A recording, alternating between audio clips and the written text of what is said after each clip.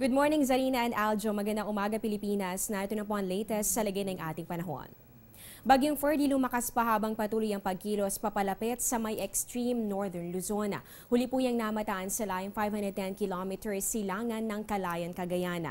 Taglay nito ang lakas ng hangin nga abot ng 215 kilometers per hour at pabugso nga abot naman ng 250 kilometers per hour.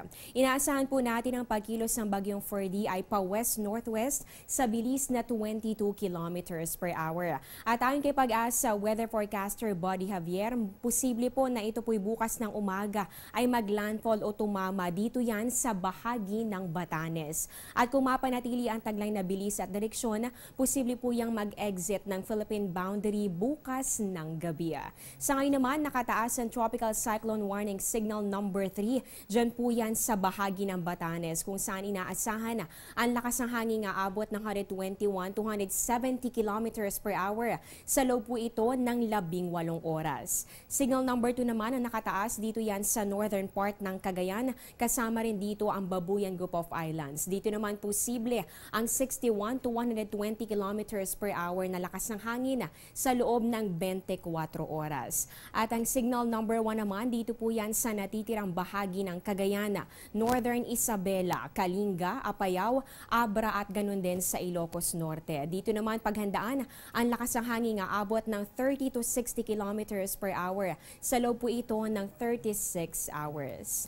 At nga naman, bukod po dito sa Bagyong Ferdy na nasa loob ng Philippine Area of Responsibility, sa labas ng ating boundary, meron pa tayong dalawang bagyo na namataan. Unahin natin itong nasa kanluran muna. Ito po yung Tropical Storm Rai. Huli itong namataan sa line 1,265 kilometers kanluran ng Luzon. At dahil po pa west-northwest yung pagkilos nito, hindi na inaasahan tatahakin pa nito yung direksyon patungo dito sa loob ng ating PAR. At yung isa pang bagyo, ito naman yung Tropical Storm Malakas. Yan po ay nasa line 1,705 kilometers silangan ng Luzon. At inaasahan po natin na ito'y papasok rin ng ating boundary bukas po yan. Kaya patuloy po kayong tumutok dito lamang sa Panahon TV.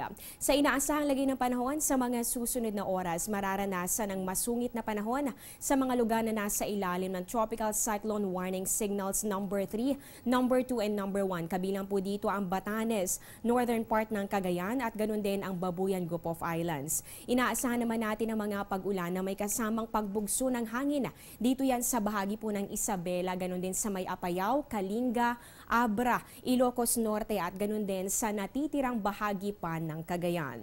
Maulap naman ang kalangitan na magdudulot ng mahina hanggang sa katamtamang pag-ulan at mga pulupulong pagkidlat pagkulog. Dito yan sa northern Mindanao at ganun din sa western Visayas, kasama rin po dito ang natitirang bahagi pa ng Luzon. Sa natitirang bahagi naman ng ating bansa, mararanasan ang bahagi hanggang sa maulap na kalangitan na meron pa rin chances nitong mga pulupulong pag-ulan o pagkidlat pagkulog. Yan ang latest mula dito sa Pag-asa. Abangan niyo po ang susunod naming update sa Panahon TV Express sa mga susunod na oras. Ako po si Amor Larosa mula dito sa Pag-asa, Media ng Bayan.